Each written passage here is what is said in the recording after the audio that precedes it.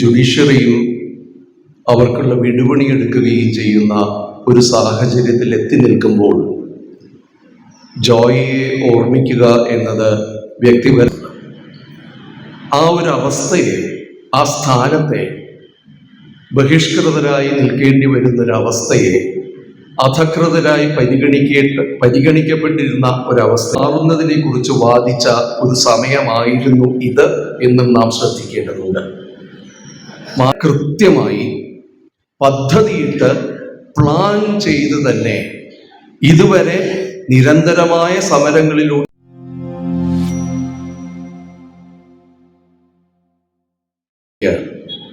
ഒരു കൂട്ടത്തിൻ്റെ ഒരർത്ഥത്തിൽ നേതാവുമായിരുന്ന ടി.എൻ. ജോയിയാണ് നാം ഇന്ന് ഓർക്കുന്നത്.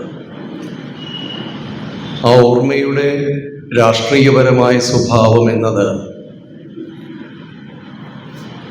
അടിയന്തരാവസ്ഥ കാലത്ത് നേരിട്ടിരുന്ന കരാളമായ സാഹചര്യങ്ങളെ തീർത്തും അപ്രസക്തമാക്കുന്ന രീതിയിൽ വരെ ഇന്ന് ഹിന്ദുത്വ ഫാസിസ്റ്റ് ഭീഷണി, അത് ഭീഷണി എന്നതിൽ നിന്ന് മാറി ഒരു യാഥാർത്ഥ്യമായി കൊണ്ടിരിക്കുന്ന ഒരു അവസ്ഥയിലാണ്. ഏതാണ്ട് ഒരു ജനാധിപത്യത്തിൻ്റെ എല്ലാ തൂണുകളെയും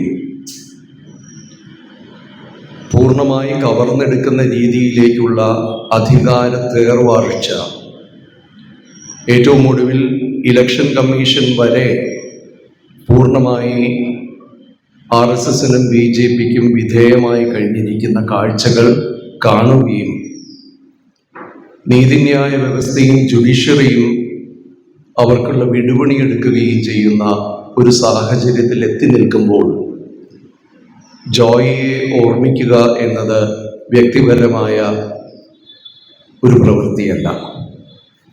അത് ഇന്ന് രാവിലെ ഗഫൂർക്ക ആ സെമിനാർ ആരംഭിക്കുന്ന സമയത്ത് പറഞ്ഞ ഒരു വാക്ക് ഉപയോഗിക്കുകയാണെങ്കിൽ, it is A political act. ഇതൊരു രാഷ്ട്രീയ പ്രവർത്തനത്തിൻ്റെ ഭാഗമാണ്.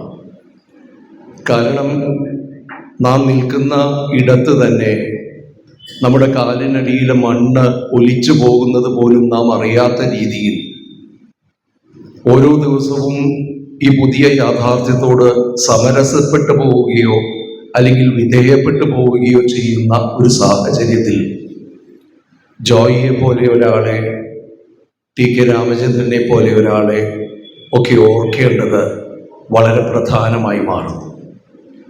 ആ ഓർമ്മയിലൂടെ നമ്മൾ വീണ്ടെടുക്കാൻ ശ്രമിക്കുന്നത് മുൻപൊരു കാലത്തുണ്ടായിരുന്ന ധിഷണയും ഇച്ഛാശക്തിയും കൂടിച്ചേർന്ന ഒരു രാഷ്ട്രീയ സംസ്കാരത്തെ ഓർത്തെടുക്കുക എന്ന പ്രവൃത്തി കൂടിയാണ്.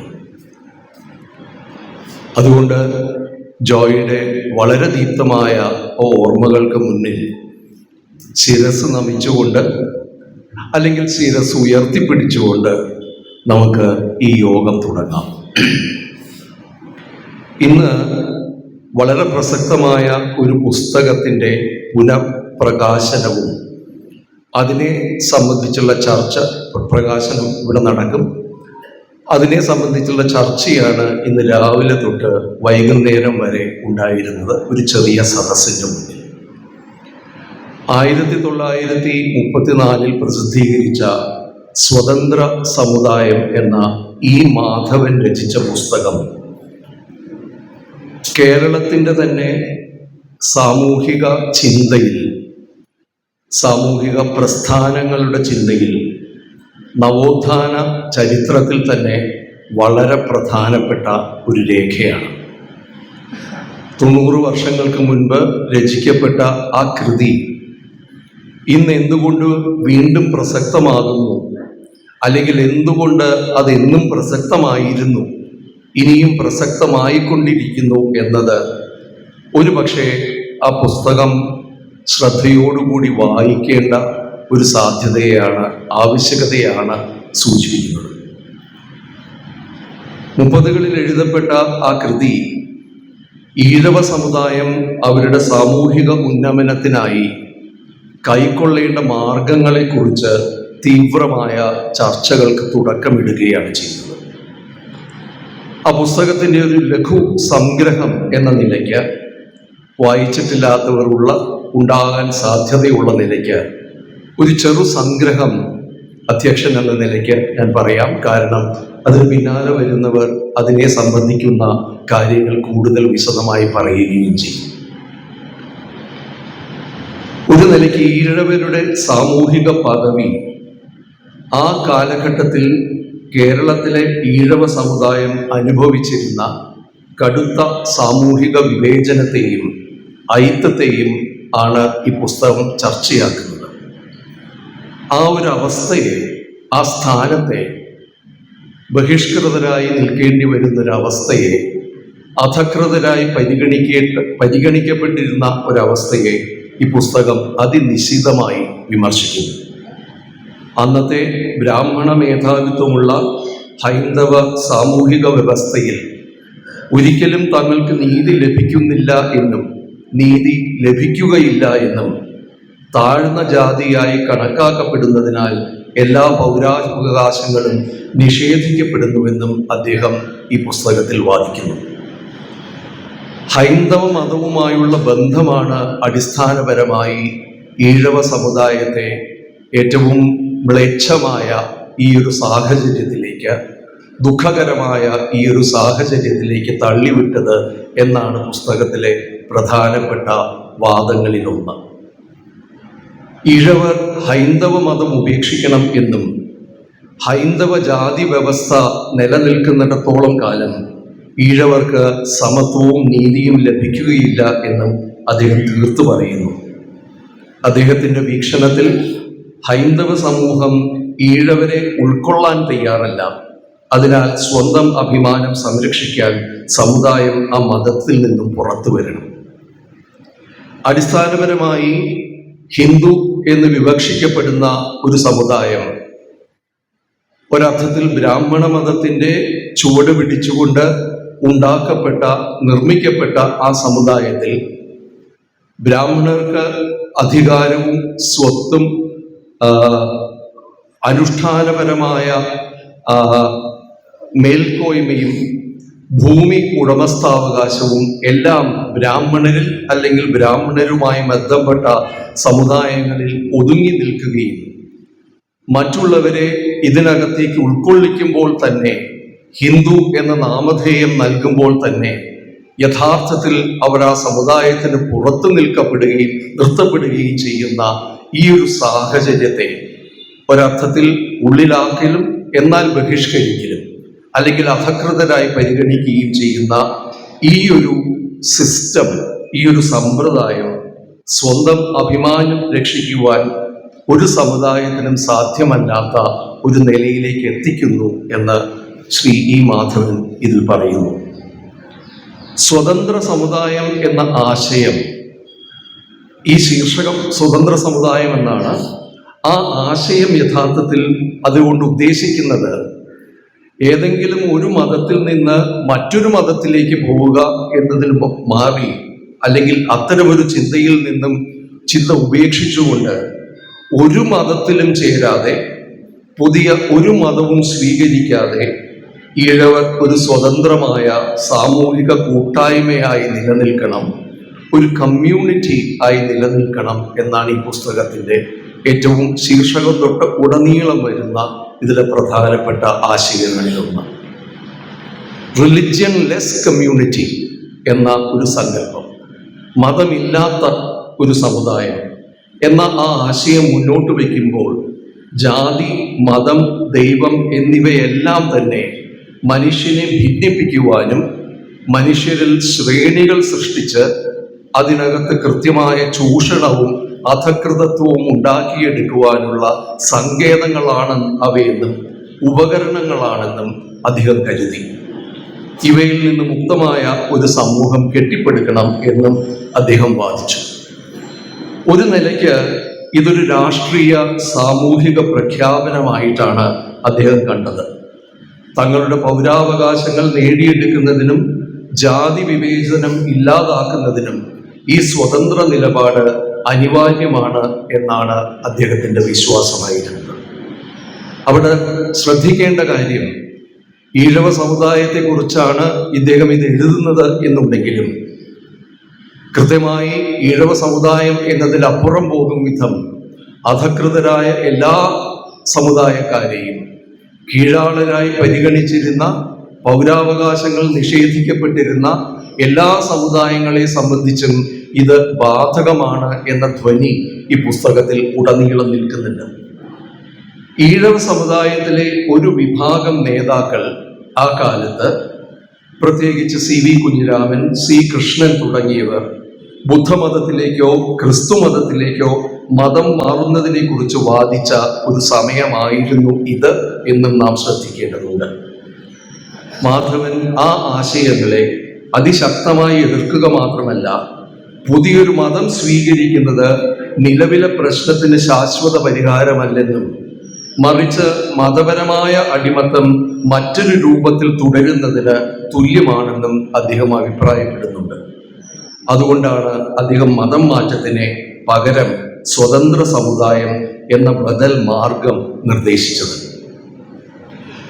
ഇതിന്റെ ചരിത്രപരമായ പ്രാധാന്യം എന്നത് ഒരുപക്ഷെ ശ്രീനാരായണ ഗുരുവിൻ്റെ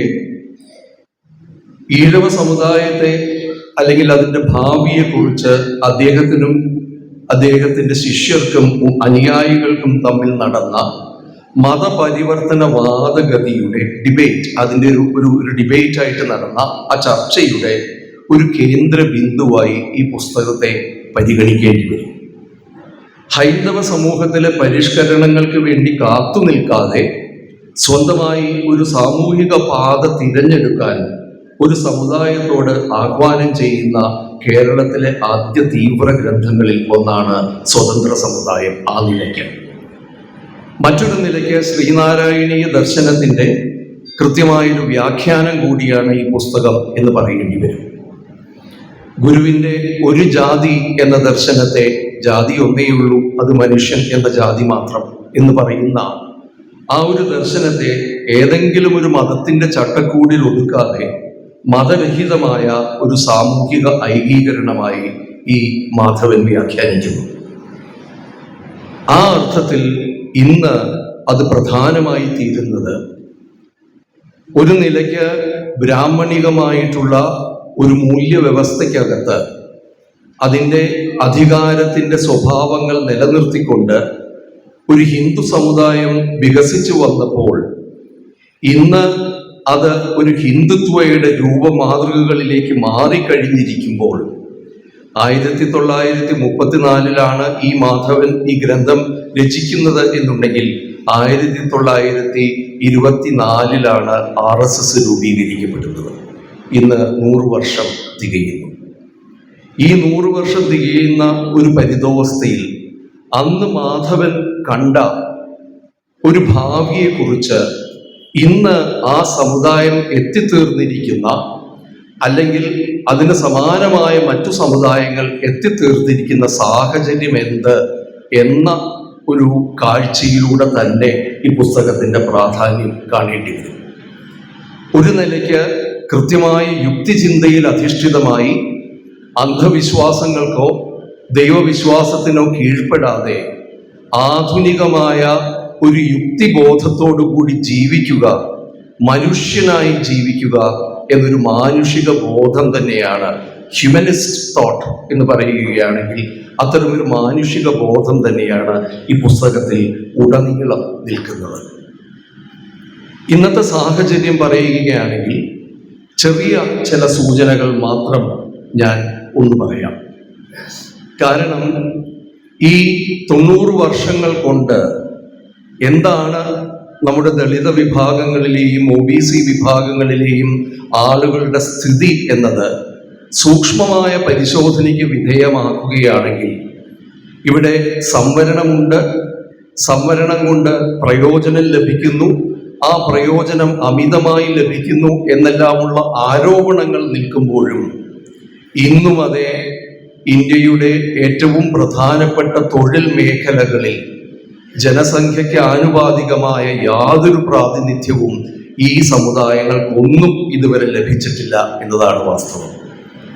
ഇന്ത്യൻ ജുഡീഷ്യറിയുടെ 1% 2% വരുന്ന ദളിത് പ്രാതിനിധ്യമാണെങ്കിൽ യൂണിവേഴ്സിറ്റികളിലും കോളേജുകളിലും ഇന്ത്യയുടനീളം ദളിത് പ്രാതിനിധ്യം എന്ന് പറയുന്നത് 3-4% പലപ്പോഴും ദളിത് OBC വിഭാഗങ്ങളിലുള്ള പോസ്റ്റുകളും ഉദ്യോഗങ്ങളും അതിൽ വരുന്ന ഒഴിവുകളും നികത്താതെ ഏതെങ്കിലും വിധത്തിൽ അത് ഓപ്പൺ വേക്കൻസി ആയിട്ട്, അതിനെ ഓപ്പൺ എന്നല്ല ചിലർ വിളിക്കുക, അപ്പർ കാസ്റ്റ് വേക്കൻസി എന്നാണ് വിളിക്കുക. അത് തെറ്റാണ്.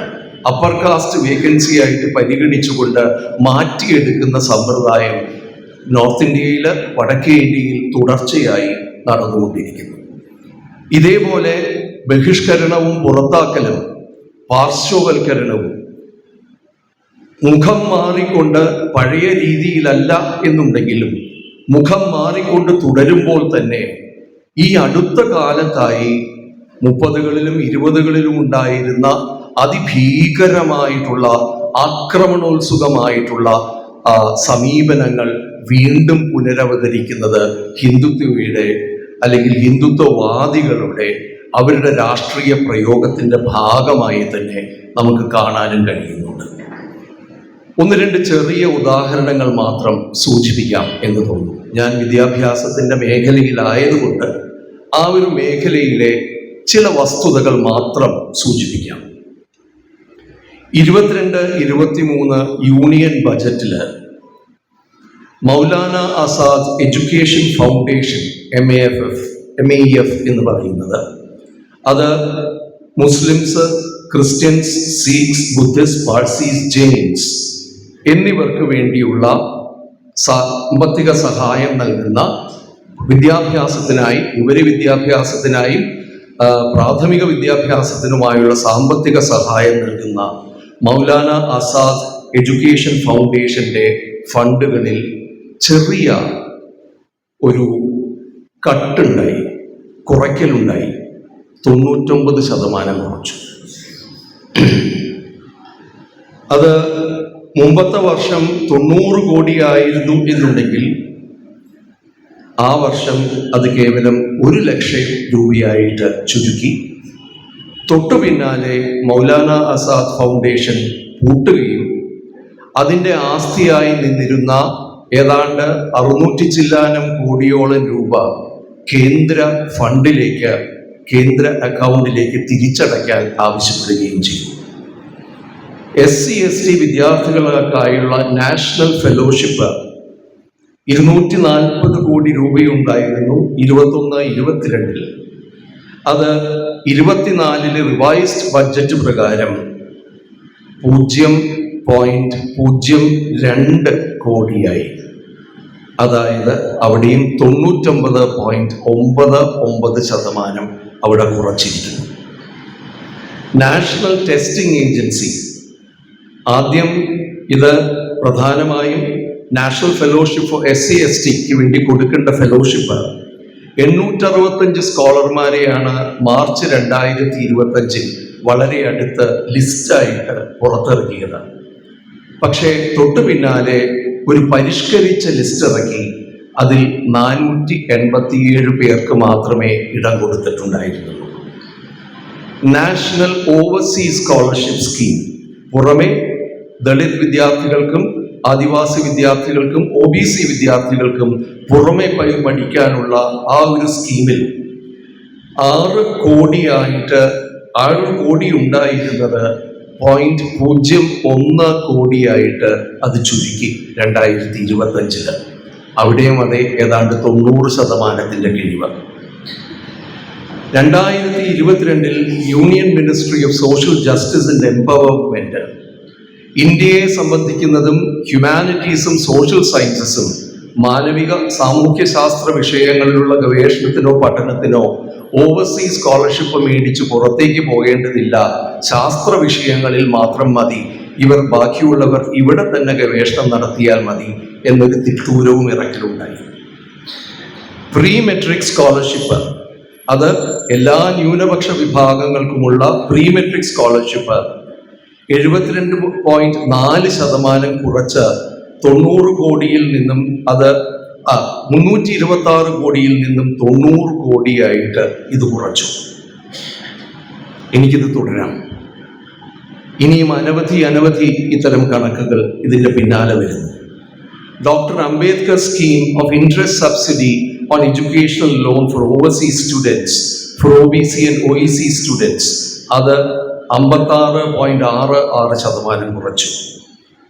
ഒരു നിലയ്ക്ക് വളരെ കൃത്യമായി പദ്ധതിയിട്ട് പ്ലാൻ ചെയ്ത് തന്നെ ഇതുവരെ നിരന്തരമായ സമരങ്ങളിലൂടെയും ലെജിസ്ലേഷനിലൂടെയും പാർലമെന്റിലും നിയമസഭകളിലും ഉണ്ടായിട്ടുള്ള ശ്രമങ്ങളിലൂടെയും നേരിട്ടുള്ള സമരങ്ങളുടെയും സമ്മർദ്ദങ്ങളുടെയും ഫലമായി നിർമ്മിച്ചെടുത്തിട്ടുള്ള ഒരു സപ്പോർട്ട് സിസ്റ്റം എന്ന് പറയുന്നത്, ആ സപ്പോർട്ട് സിസ്റ്റത്തെ വളരെ കൃത്യമായി തച്ചുടയ്ക്കുന്ന, ഡിസ്മാൻഡിൽ ചെയ്യുന്ന ഒരു പദ്ധതിയാണ് ഇവിടെ കാണുന്നത്.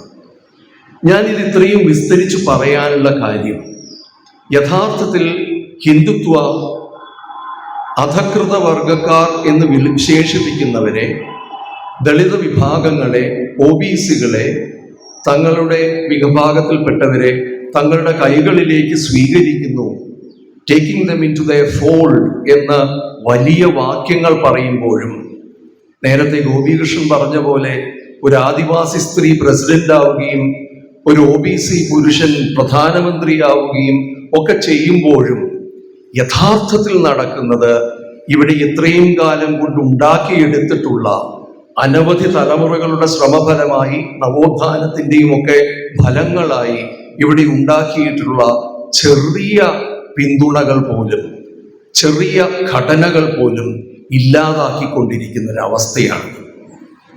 ഇതിൻ്റെ തുടർച്ച എന്താണ്, ഇതിൻ്റെ സ്ഥാനം എവിടെയാണ് എന്ന് ചോദിച്ചാൽ, ഇന്ന് നോർത്ത് ഇന്ത്യയിലും എന്തിന് കേരളത്തിൽ വരെ ഇന്ന് ഓരോ ദിവസം പ്രതി, ദിനം പ്രതി കൂടിക്കൊണ്ടിരിക്കുന്ന കീഴാള വിഭാഗങ്ങളോടുള്ള പൊതുവഴിയിലും വീടുകളിലും ഇൻസ്റ്റിറ്റ്യൂഷൻസിലും നടക്കുന്ന ആക്രമണത്തിന്റെ തുടർച്ചയാണ് ഇതിൽ കാണുന്നത് എന്ന് നമുക്ക് മനസ്സിലാവും.